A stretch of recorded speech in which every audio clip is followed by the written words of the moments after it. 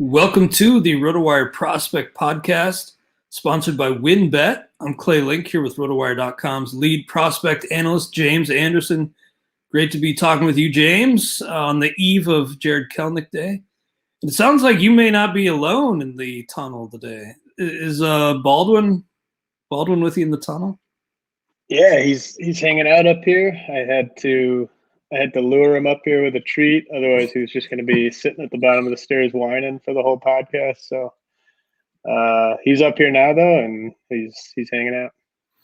And those who don't know, Baldwin is your new pup. Congratulations, James. You mentioned on Twitter he's already too big for right field, but a lot of prospect shine still. I mean, he could probably hit enough to profile anywhere, but he's a big boy. He's probably more of a DH guy. DH play some first in a pinch, but he's huge.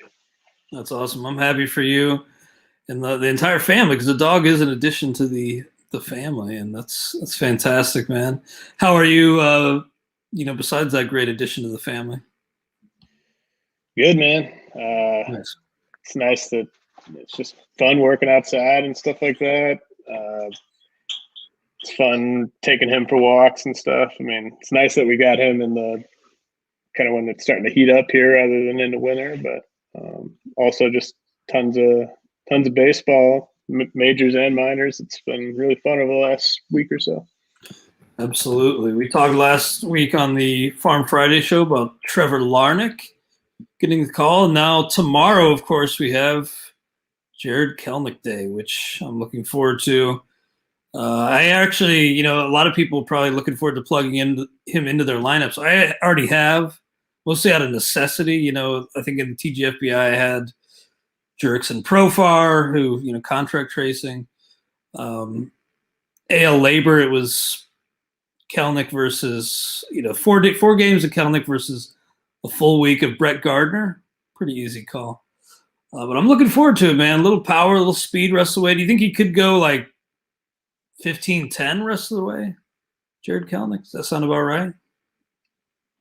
I mean, that would be probably on the low end. I think if he stayed up all year, I have no doubt that the power and speed will play right away. It's just a matter of where the batting average and the OBP settle. But I mean, he's probably a top 120 player rest of the way, I would say, just given that power and speed, and not, nobody's a lock to hit enough to stay up in their first taste of the majors. But I mean, he's been ready for a while. So, I don't know if there's a ton of groundbreaking stuff here. I mean, like the only thing really interesting for me is just like, is this the time to sell in Dynasty, or do you sit tight? I mean, that one's an interesting call, but I mean, he's universally rostered, and obviously you plug him right in. Yeah, he could lose some value once you drive him off the lot. He gets called up. Maybe he has a rough week. I've had some people trying to nibble and maybe buy him and redraft in a trade. And no. I've already played. I waited it out. Now it's time to reap the rewards. So looking forward to it. I also, with that same team, I saw an interesting report just a little bit ago from Ryan Divish of the Seattle Times that the Mariners strongly considering another debut right on the heels of Kelenic on Friday. They're considering Logan Gilbert for that start. So that's kind of interesting. That was, again, the Seattle Times, and nothing concrete, but they're strongly considering adding Logan Gilbert on Friday. So maybe maybe Kelenic's kicking off this next wave of guys. We'll see. Yeah, this is kind of exactly when we thought we'd see Gilbert. Maybe a little later than we thought we'd see Kelenic, but Gilbert should definitely be rostered if he's out there. And that would have been the day where I guess Eric Swanson would have pitched. So it makes a ton of sense to slide him right in there. Home against Cleveland, that's a pretty nice way to make your pro debut on the mound. And I'm just I'm assuming that would just kind of bump Swanson to the bullpen. I really don't want to miss our 2-star week from Yusei. No, I was wondering if that was going to be a 2-stepper. By the way, thank you for leading me down the right path with Yusei, because I was going to bench him against the Dodgers. Didn't get the win, but 11 Ks, quality start. Love that. Yeah, man. I think you said Yusei's a big game pitcher. He definitely rose to the occasion. He is. He's really settled in. Had kind of a couple hiccups there, but second double-digit K outing of the year. He's gone 6+ in his last 3 outings. I was losing a little faith, but I mean, I was just scared mostly of the Dodgers start, but Dodgers aren't so scary at the second. No, and especially against lefties, and he's got a 0.79 WHIP over his last 3 starts, and up over 100 pitches in that one yesterday. So yeah, I mean I think he's getting kind of back into that sort of set it and forget it territory, at least in 15-teamers. Yeah, we were kind of I was kind of pushing for, I forget, maybe was it Pivetta I was pushing for? Yeah, I was pushing for Pivetta maybe over Kikuchi. And you said, I think we've gotten a lot out of Pivetta now. I feel good about Kikuchi. He's a big game pitcher, as he said. And actually, when you talked us into doing that on our team that we managed together, I went and did that same roster move, Kikuchi for Pivetta in the FSGA league, and I love it. I don't want to let Pivetta play us, James. We're making a power move, showing him who's in control of this team. Yeah, the guys that, like, you don't want to let him do like an Akil Badu for your. Yeah, you give back all that value. Right. Like I saw someone in one of the main events I'm in with Todd Whitestone dropped Yermin Mercedes this past weekend. And I think that was kind of what they were going for. It's just like, look, I got this found money production from this guy that I didn't expect to get anything out of. Now I'm just going to move on. We're not going to do that. Yeah. We're not going to do that with Pivetta, but I mean, you got to, I think Pivetta still falls into streamer territory for us. Yeah, and we've gotten so much value out of him. I love the idea of just kind of, not letting him play us and kind of sitting him down, because it can't get any better for Nick Pivetta, especially, because he's walking a pretty fine line right now. He's pitching over his head, and I like the idea of, you've gotten so much value, don't give some of that back. James, yesterday I saw the Rays designated my boy Yoshitomo Tsutsugo. I was kind of on Tsutsugo, mostly on just appealing to authority with that organization. They gave him some money to bring him overseas. DFA though, and my initial thought was maybe Wander. Maybe I'm getting Kelenic and Wander on my NL team or AL team both in the same week. But and I saw somebody suggesting maybe it's Vidal Brujan. Maybe it's neither. But do you think it's pretty close between who we see between Brujan and Franco? Who we see first? With this one, it ended up being Kevin Padlo, right? I mean, I think so. That's right. For now, he's kind of an obvious Tsutsugo replacement because he plays the exact same positions, has very similar skill set. Big, like 3 true outcomes type of corner masher. So, I mean, I wouldn't sleep on Padlo, especially in AL only leagues, deeper leagues. I mean, the playing time, might not be there, but he's a legitimate prospect in his own right. But I do think we see, if I had to pick Brujan or Franco, who we see first, I think I would go with Brujan. He's the one that's on the 40-man roster. He's off to a hell of a start as well. And Brujan's the type of guy where I think you could move him around the diamond a little bit. Franco can play multiple positions too, but I think that they might kind of embrace Brujan playing multiple positions, whereas Franco, they might want to kind of have him zeroed in as the shortstop. So, yeah, I mean, I think both those guys are very valid stashes right now, especially just after the crazy hot starts they're off to. But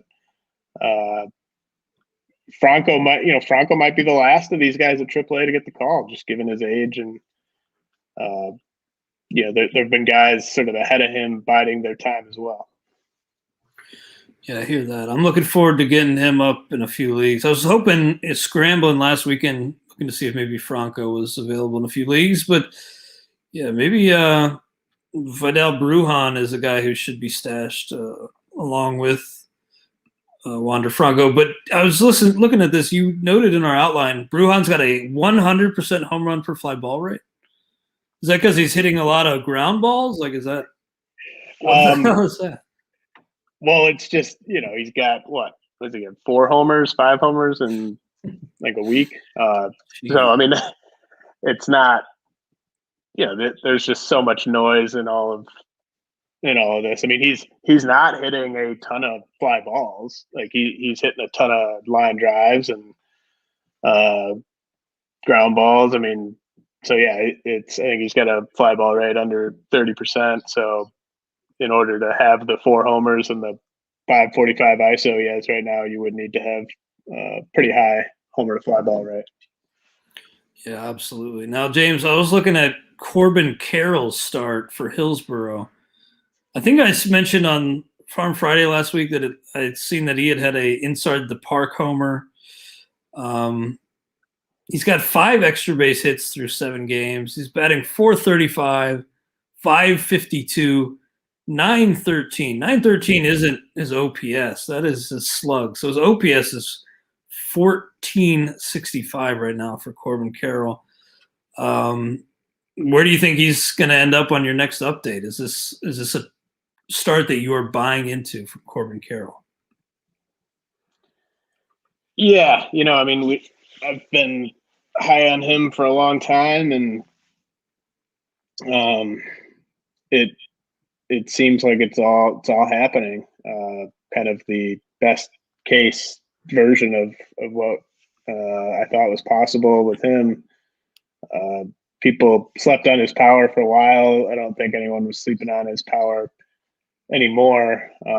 And he's just got such great barrel control and such a great approach. I mean, he's going to make you throw him something he can do damage with, and he doesn't miss very often. And obviously the speed is a huge part of the package with him, as much as it is with really, and of the guys that are in my top 20 right now, like CJ Abrams, probably the only guy who can hang with, maybe Jazz Chisholm, but CJ Abrams probably the only other guy that can hang with Carroll from a pure speed standpoint. So, it seems like he'll probably be at high A for, a few more weeks, but probably spends more time at AA than high A this year, and maybe even gets to AAA before the end of the season. And I think he would really have to cool off to not climb inside my top 10 on the update at the end of the month. Nice. Look forward to seeing that. Yeah, he's a pretty exciting player. 3 stolen bases in 4 attempts so far. Almost as many walks as Ks. 6 walks, 7 Ks. He stole 18 bags in 19 attempts his last full minor league season, his only full minor league season in 2019. Is that what you kind of expect at his peak? Like, he could be a 20 stolen base threat? That's great. I think more than that. Yeah. I think because he's such an OBP monster that he's just going to be on base so often and like a table setter. I think 25, 30, might even have some 30 plus seasons mixed in there. Yeah, so. I should have looked at the games played, because that 18 in 2019 was only 42 games. That's pretty crazy. So he was on a crazy pace that year. He's a plus runner. So he's nice. There aren't many 70 speed guys in the majors who are positives in the other 4 roto categories, and that's the type of ceiling he's got. Nice. Well, as I was last week, I'm watching the Reds as we do the podcast. They're on the verge of maybe losing this series. It's 1-1 in the 8th inning. Pirates not a lot to cheer for, but Nick Gonzales has looked pretty explosive early on. What's caught your eye in particular with Nick Gonzales? Well, this is, with all these guys from the 2020 draft, this is really our first, games where we're tracking the stats and we're getting the full exposure to these guys. And he is looking every bit the player that he was when I was doing my evaluation of him before the draft. I mean, his bat is just so explosive. I think there were some bad reports out there of people who weren't really buying him as a power threat, and I just think with his bat speed, with just the amount of violence in the kind of controlled violence in his swing, he just looks really electric to me through the early going, and he's at high A. I don't think he's going to be at high A all that long. I mean, I think he's one of the better hitters at that level right now, and the Pirates, that was a hell of a pick at 7, and if you got him at 3 in your first year player draft, you're feeling pretty good about that right now. Hey, real quick, let's circle back to the Rays because we had a comment here on StreamYard wondering if Franco and Brujan forcing the Rays' hand maybe leaves Taylor Walls as a trade chip. It seems like pretty good thinking, pretty good reasoning. Pretty nice utility player, though, Walls. I mean, I think that the Rays always have just kind of endless trade chips if they're so inclined, but who are they acquiring, right? Like, I mean, who's really moving the needle a ton for a team with this much talent already on the roster? They just have a ton of guys coming. Where do you want to trade for an established player who's going to get in the way of one of these guys? I mean, I think Walls is too good of a prospect to trade for a reliever. So, are you trading Walls and something else for a big time starting pitcher who can take the ball in like game 2 of a playoff series? I mean, maybe that's the type of move where you part with Walls, but all these teams with these crazy stacked farm systems that are also really competitive at the big league level, like they don't view these guys as like, they don't view it like a dynasty roster where it's like, all right, I'm trading the guys that don't really fit into my like best thing. Like they love having this excess of depth where you really can't have enough. Yeah, like and if somebody like they've got some guys that are really underperforming right now. I mean, I don't think they didn't expect to be getting this little production from like Brandon Lau and Willie Adames. So I mean, you're constantly reminded in this game of just you can never have enough depth, and you don't know which guys are going to break out. Like you don't know which guys are going to have a Randy Arozarena 2020 playoffs type of run, like until they get to the majors. And Taylor Walls, we talk about him a lot as this utility infielder. That doesn't, his upside isn't capped at that. I mean, he could be a guy that's a positive defensive shortstop and a guy that hits, well above league average. Like that's in play for him. So, I mean, I think that they would listen on guys like that, especially, I mean, if they trade from their prospect depth, it would make sense for them to trade the guys that are on the 40-man, like Walls, maybe like a Josh Lowe or something like that.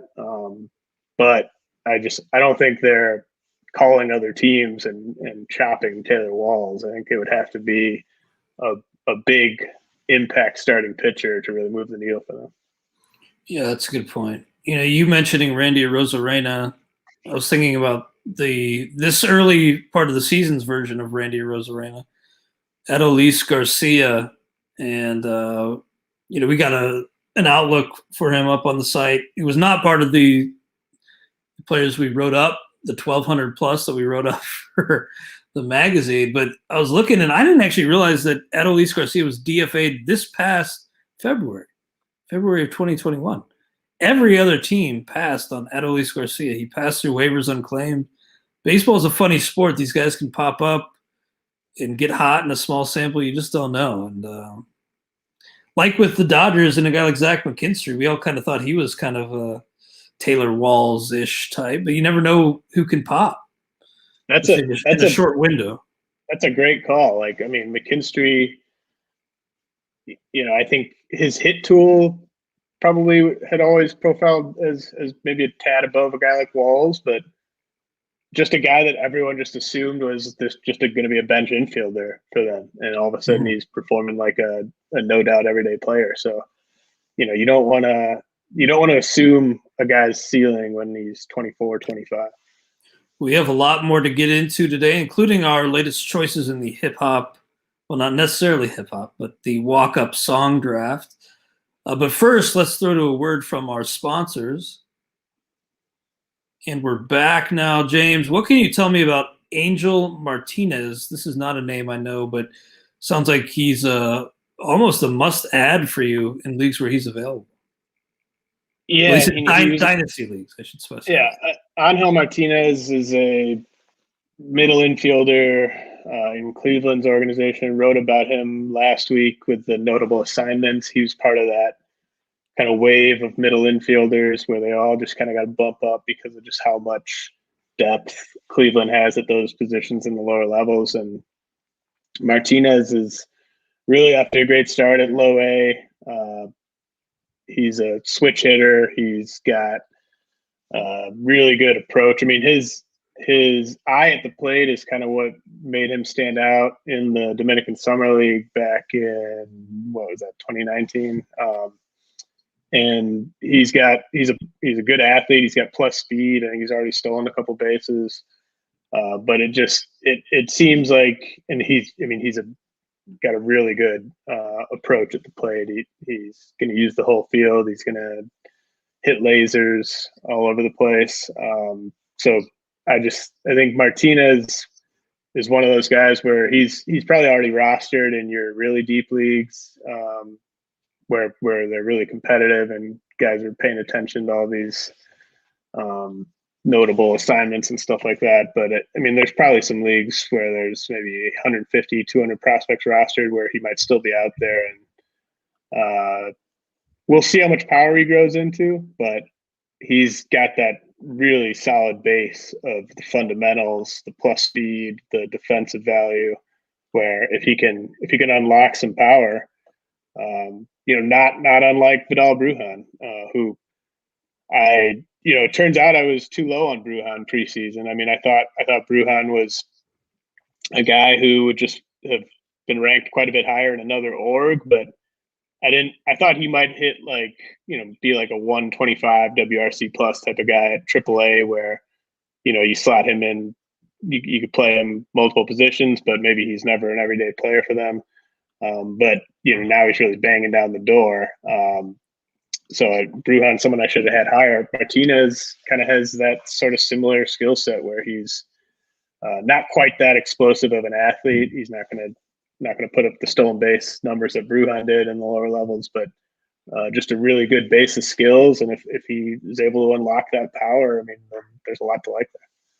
Of course, it's Angel Martinez. That should have been obvious. I humble myself with the stupid stuff that comes out of my mouth sometimes. But yeah, Angel Martinez, definitely a guy to go out and check out. You mentioned you're probably too low on Vidal Brujan, James. You kind of suggested that may have been the case too with Jesus Sanchez. And I forget who it was. Maybe it was somebody, Chris Welsh, saying he's kind of being brought back in to the fold here, maybe buying back in on the hype on Jesus Sanchez. You find yourself there too? Yeah. I think I was definitely too low on him preseason. He's someone, Welsh was really, really high. I think he had a really good Grand Theft Auto meme or something to go with that. Yeah. Here we go again. But I wanted to dig San up. Andreas, by the way. Grand Theft Auto San Andreas.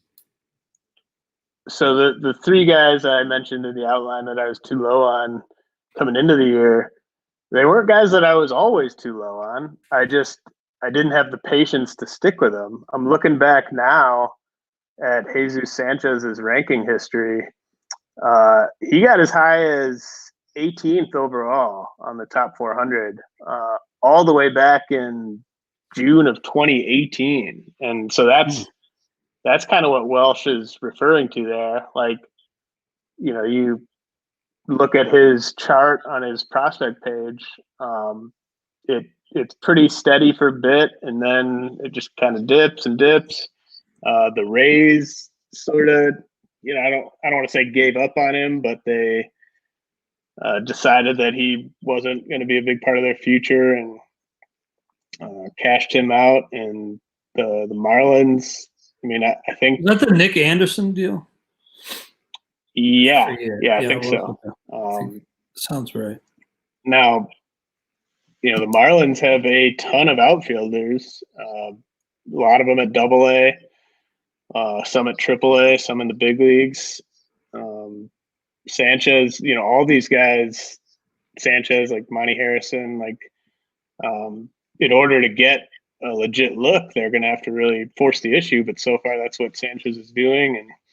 And he looks the part when he's connecting. I think my worries kind of came from his approach and just being, sort of overly aggressive and some pitch recognition issues. But there were going to be dozens of guys in May and June of this year where we would look at the production and just be like, wow, didn't see this coming at all. And maybe I should have seen that a little bit with Sanchez. We did get to see him last year. He was up for a little bit, made his big league debut.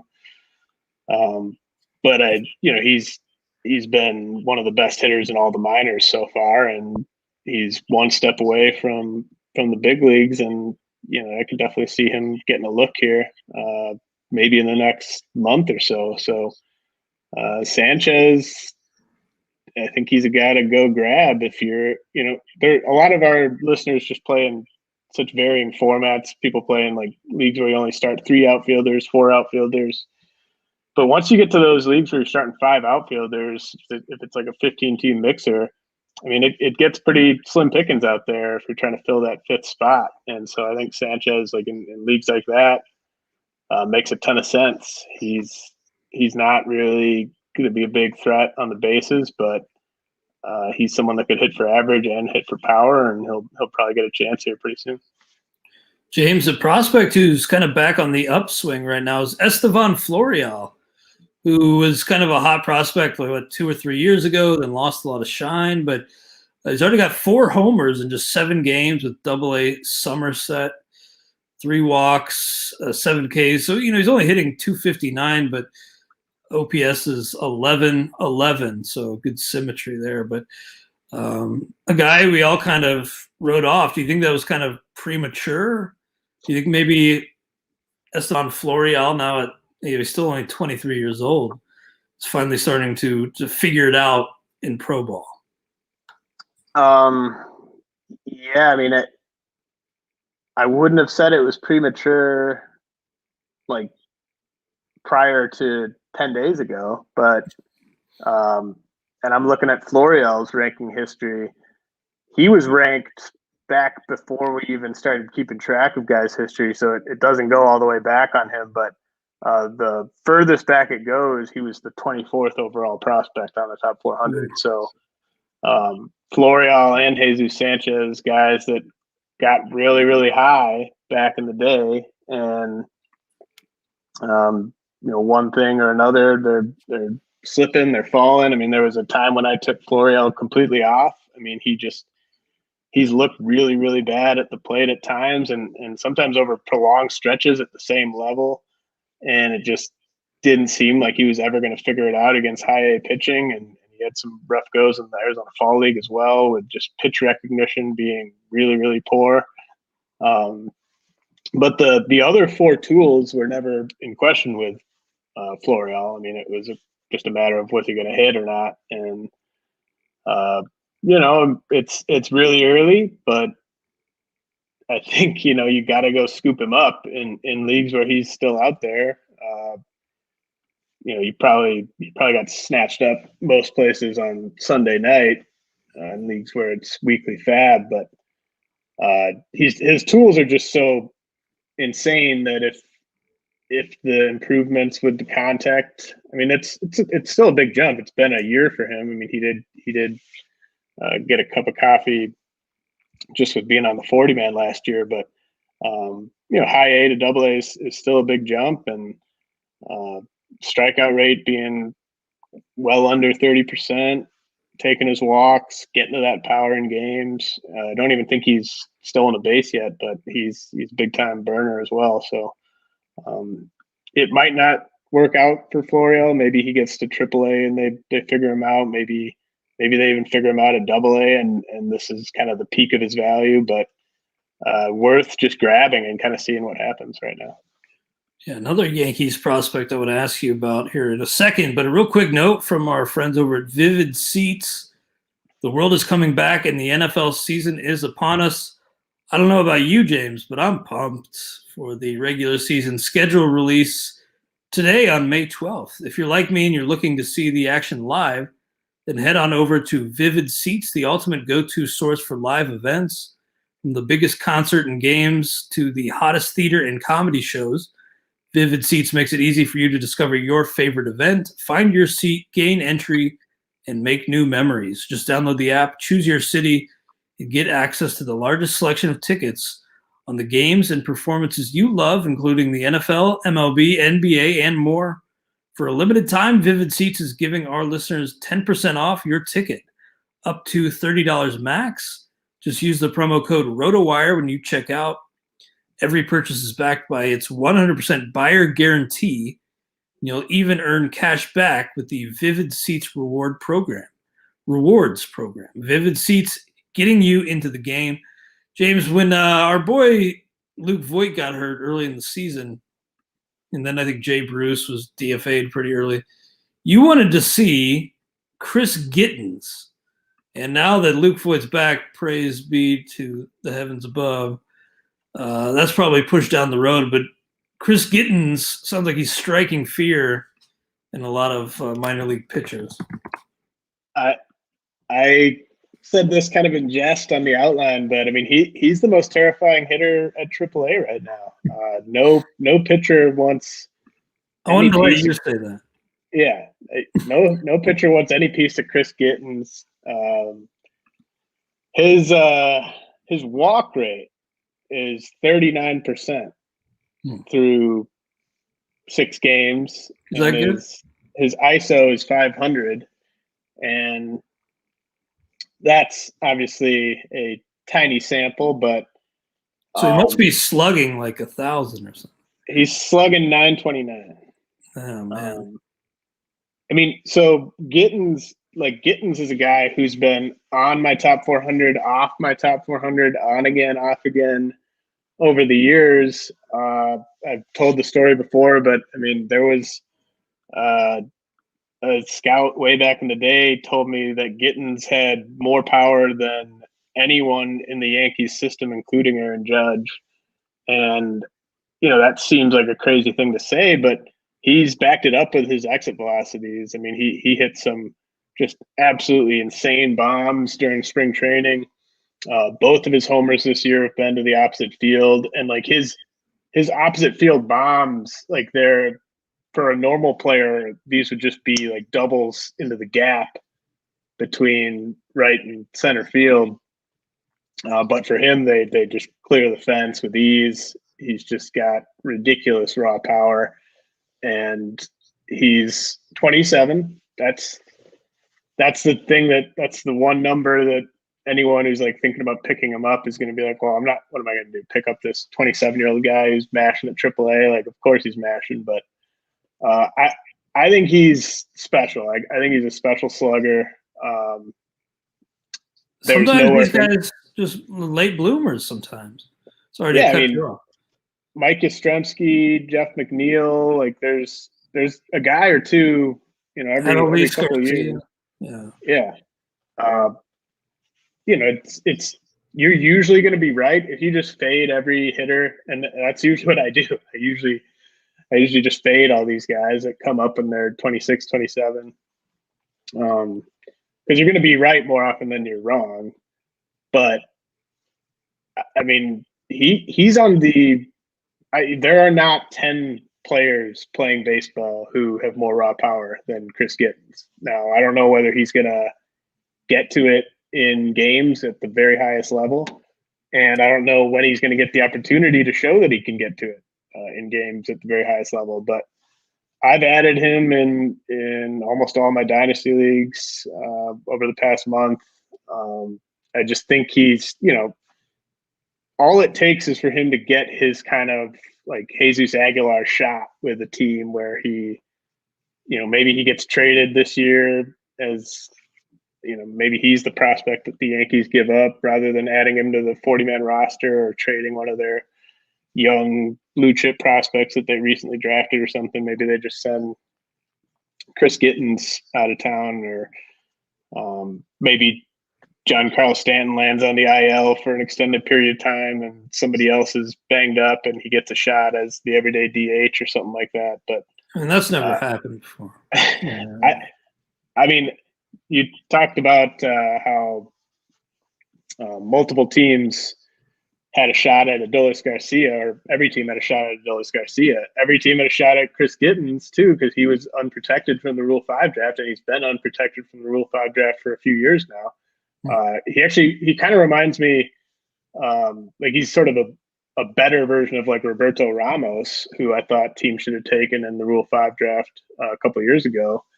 And it's obvious why a team's not going to use a Rule 5 pick on a DH first base only type of guy, especially if they have anyone already in the org that they like at that spot who's in the big leagues. But I mean, this is a guy that could hit, like if he stays at AAA all year, I think his numbers are just going to be insane. And it just takes one shot, and he's close enough. And like he's theoretically kind of like right in his prime right now. I just think he's a guy worth grabbing. I know he's old, and the age next to his name isn't very sexy, but I mean that's 80 grade power right there with Chris Gittins. I've been totally guilty of that myself, just being ageist when it comes to these prospects. But age versus level is so important, and if you're just crushing at age 25, 26, 27, even 28, I just have a tendency to be like, oh, big deal. But some of these guys do pan out. Like even the guy in New York who's in front of him at first base, Luke Voigt, a late bloomer. So just sometimes takes a while for these guys to put it all together. So we'll see. By the way, earlier at the top of the show, we were mentioning a report from the Seattle Times that Logan Gilbert could be on the heels of Jared Kelenic, could be set to debut on Friday. We'll see about that. That'd be perfect for the stake league, because it's been stashing season for Logan Gilbert. We have Friday through Thursday lineup periods, so I could get a 2-step from Gilbert right off the bat. That would be over the moon. Kidding me? It'd be awesome. I saw it in some leagues where you can stash, like in Tout Wars this past weekend. Alek Manoah was picked up in a few spots. Seems like he's kind of the next big arm to come, I'd imagine. I saw they sent down Nate Pearson, who really struggled at like 5 walks and 1 K or 0 K. I don't know who's taking Pearson's spot right now, but I do think we will see Manoah pretty soon. I'm going to go out on a limb and say that Alek Manoah is better than Anthony Kay.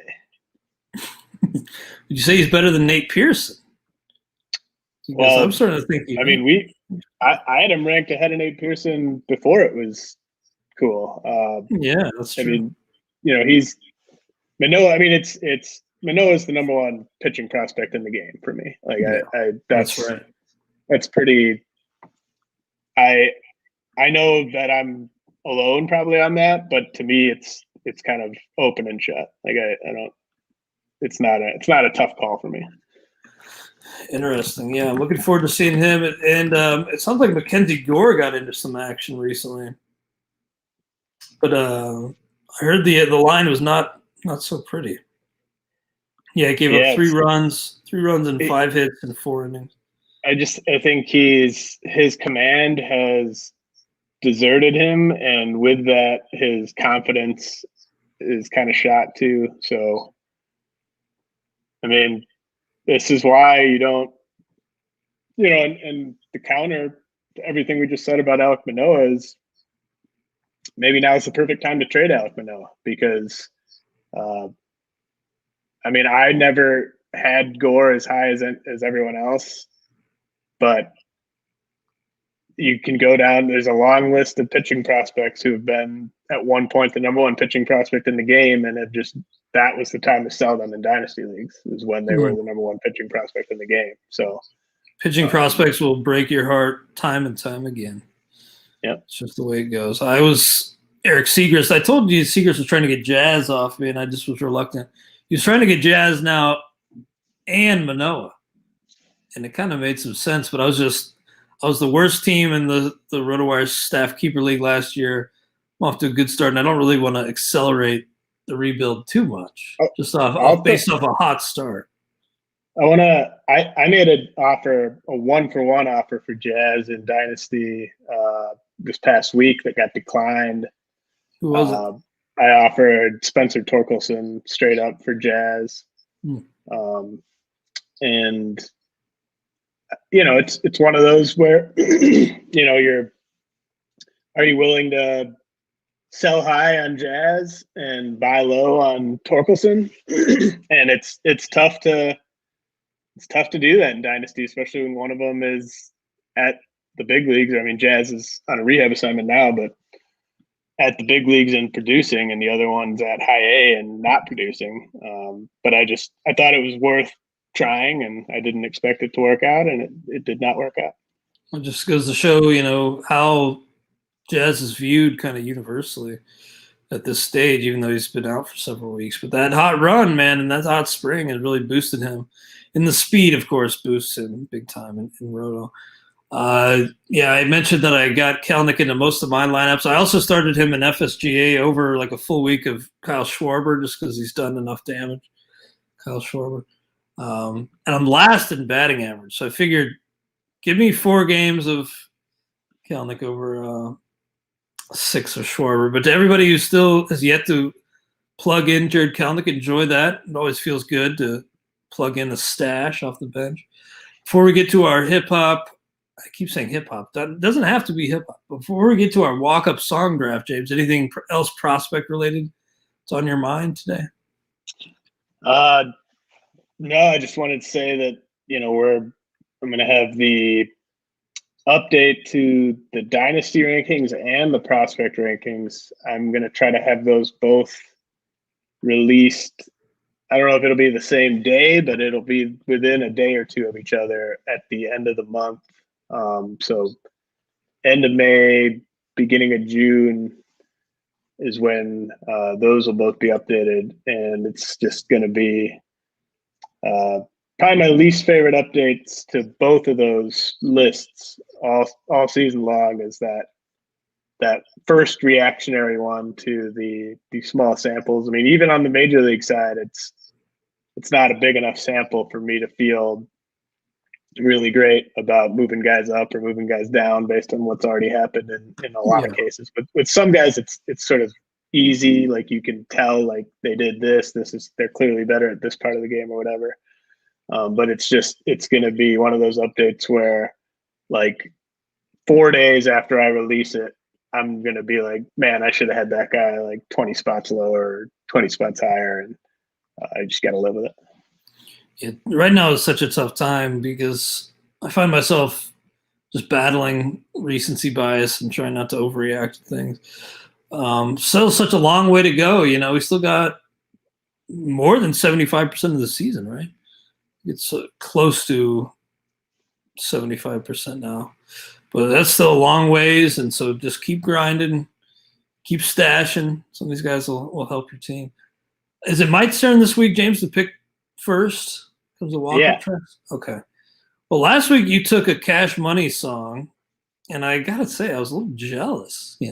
I have BG, Lil Wayne, Juvie on the track, but that was as a feature on an E40 song. Look at me. So I'm going to have to go with Cash Money Song. And the one that I'm going with will make 13-year-old Clay Link very happy. Bling Bling. I'm going to go with the first few, tracks, first few notes of that track.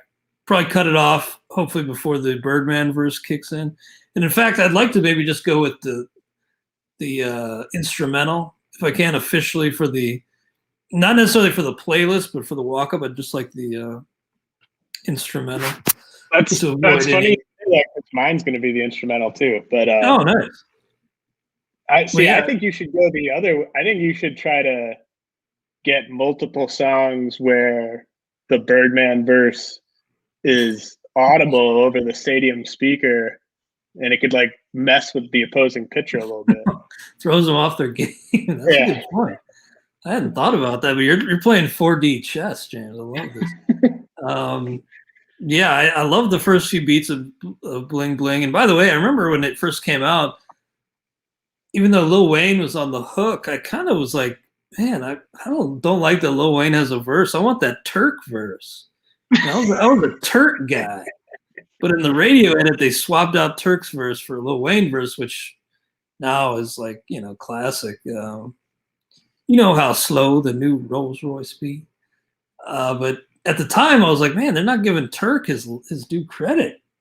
I was a big Turk guy. But now I look back and think they probably made the right call. And Birdman was right when he said by the year 2000, Wayne going to tear this game up. So give me Bling Bling. I actually at 13, 14, I had a fake diamond Rolex that I got at a mall for like $20.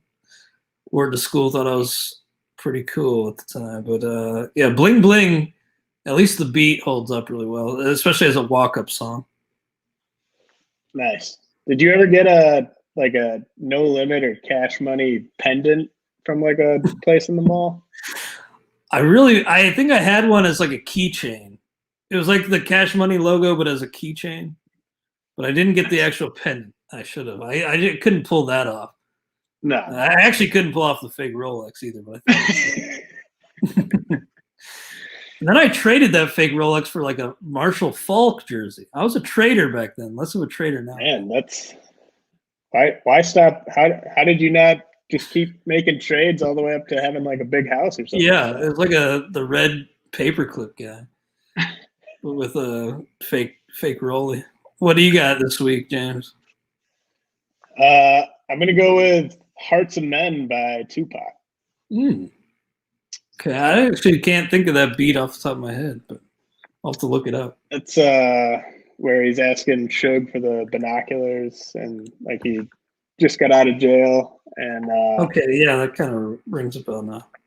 I think it's DJ Quick on the beat, I want to say, and it doesn't have to be instrumental, but it wouldn't be if it wasn't instrumental, we'd have to go like a minute into the song, because the first minute he's just kind of like hyping up the track and just hyping everything up, and so there's different parts of the song that I think would be great to walk up to, but the beat would be great just by itself. One of my favorite Tupac songs, and hadn't had a Tupac submission yet, and one of our listeners was like, "When are you guys going to do some Tupac?" And I was like, "I'll do one on the next episode. Let's go." Yeah, he fell in our draft pretty far, Pac, but you and I both playing a little chicken on him, and both kind of were like, Pac was never like my top favorite, but I do love some Pac songs, and he's got some absolute bangers for sure. I'll have to look up what that song is, but you're right. You got to consider how the song starts, because I like Losing Weight Part 2, and I mentioned that, but you can't have him and Joel Santana talking for 2 minutes. No, you're not going to be in the right frame of mind to hit a baseball if you just got some weak interlude going. Yeah, exactly. Well, great stuff today. Anything else on your mind, Ben, before we sign off? No, man. Nice. Well, thank you all for listening to the RotoWire Prospect Podcast, sponsored by WinBet. Enjoy the rest of your weekend. We'll be on the lookout for top prospects on their way, and we'll talk to you next week on the RotoWire Prospect Podcast. Try RotoWire today, free for 10 days. Get our premium tools, rankings, analysis, and breaking news alerts. No credit card required. Go to rotowire.com/try.